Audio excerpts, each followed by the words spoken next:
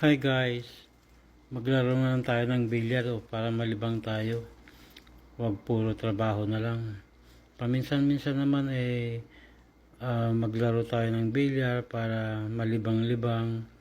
Para sa ganoon ay malimutan natin ang ating mga problema sa buhay kahit papaano, di ba? Malaking bagay po guys ang paminsan-minsan ay lumabas kayo at maglaro din kayo ng bilyar para sa ganoon na hindi kayo mainip sa inyong mga buhay. Pag kasi guys, pag naglaro kayo ng bilyar stress free ba? At saka maalis pong mga problema nyo sa kakaisip. Kasi po pag maglaro kayo ng bilyar malibang-libang kayo. Huwag puro na lang kayo nakamukmuk sa inyong mga bahay at nag-iisip ng kung ano-ano. Lumabas kayo guys at maglibang-libang, maglaro ng bilyar, ganyan. Diba guys, no? Maganda po kung maglibang-libang po tayo, huwag puro trabaho na lang. During weekdays, ganyan, maglabas tayo at maglibang-libang, magpasyal-pasyal, para sa ganun ay maalis natin ang ating mga stress. Pampalis ba ng stress guys pag lumabas kayo at maglibang-libang? O kung kayo maglaro kayo ng bilyar para sa ganun mapaganda ang inyong mga pakiramdam. Pag kasi guys, pag naglalaro kayo niyan, siyempre masigla ang lahat, happy. Maganda pa sa kalusugan pag happy kayo, di ba? Kaya try nyo pong maglaro po kahit na once in a week ba. Basta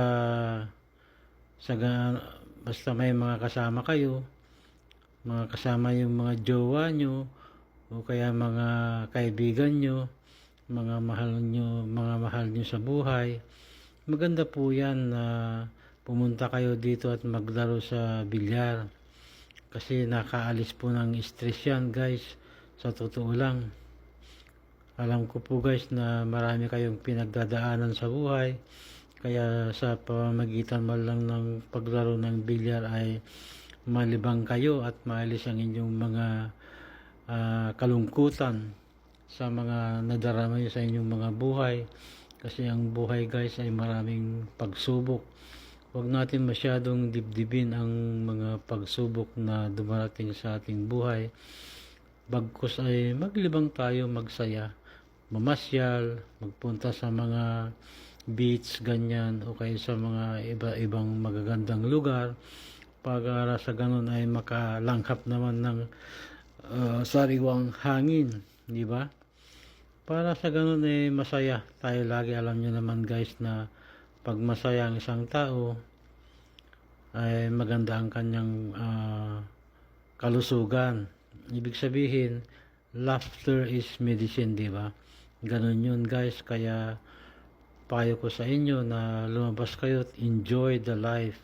Maikli lang ang buhay natin guys, kaya samantalahin natin sa pamamagitan ng paglalaro ng kahit na anong sport tulad ng bilyar, basketball, kahit ano po, o kaya mag-jogging, mag-walking, mag-disco, ganyan, para malibang kayo, para hindi kayo mainip sa inyong mga bahay at magkaroon kayo ng kasiyahan ba. Hindi puro na lang kayo nakamukmuk sa inyong kwarto na walang ginagawa, nakakainip ang ganun guys. Mas maganda yung go out and enjoy the life. Mamasyal, ganyan, sa mga magandang lugar, mga tanawin, para maalis ang inyong mga stress.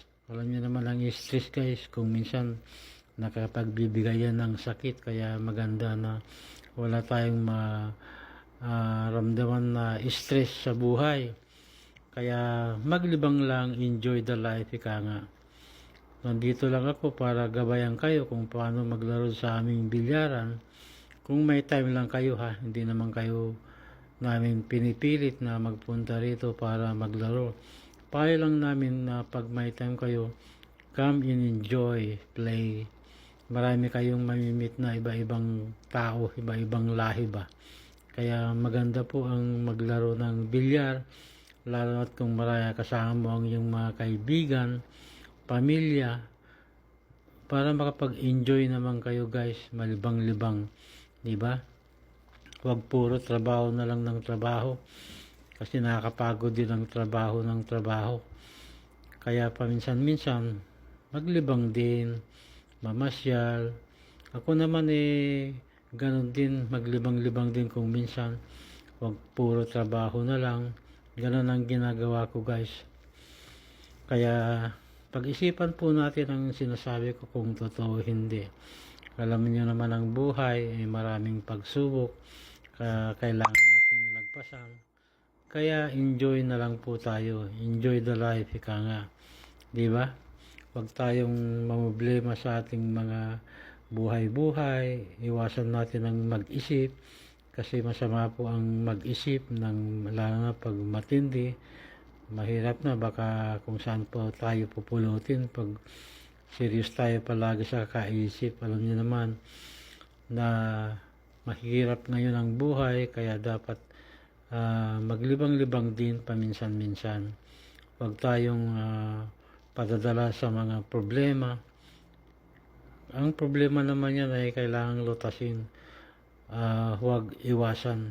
Pag may problema kayo ng asawa nyo o kaya jowa nyo bago kayo matulog, kailangan resolbahin nyo na para paggising nyo ng umaga, wala na kayong problema, di ba?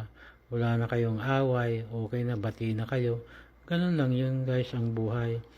Kaya sana maging okay lang lahat ng ating mga kababayan na nandiyan sa Pilipinas o kaya sa abroad, na sana ay palagi tayong masaya, malayo sa sakit at karamdaman. Lalo na ngayon malapit na ang Pasko, ilang araw na lang Pasko na guys. Kaya konting tiyaga lang, konting nilaga. Huwag tayong padadala sa ating emosyon. Kung ano man ang pinagdadaanan natin, isipin natin na kaya natin ito. Kung kaya nila, kaya mo rin, di ba? Kaya cool ka lang. Huwag kang masyadong hot, di ba? Ganun yun guys, kaya relax lang, maglibang-libang lang tayo lagi, para sa ganun ang buhay natin ay masaya, walang problema, di ba? Ganun yun guys, kaya sana mamasyal kayo lagi, pasyal kayo sa kahit saan, basta para makapaglibang kayo. Mahirap namang sabihin ko kung saan kayo mamasyal, di ba? Bahala na kayo kung saan nyo gusto, di ba? Ganun lang ang buhay, parang life yan Kaya siguraduhin lang natin na ayos ang ating kalusugan. Alam nyo naman guys na ang kalusugan ay kayamanan, kaya huwag nating pabayaan. Yan ang pinaka-importante sa lahat, ang kalusugan. Kasi pag nagkasakit tayo, mahal po ang magkasakit.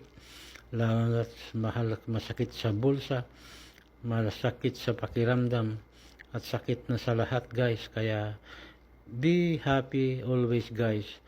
Ganon yun ang masasabi ko. Kung nagustuhan nyo ang video kong ito, please naman mag-like, share. Thank you for watching guys.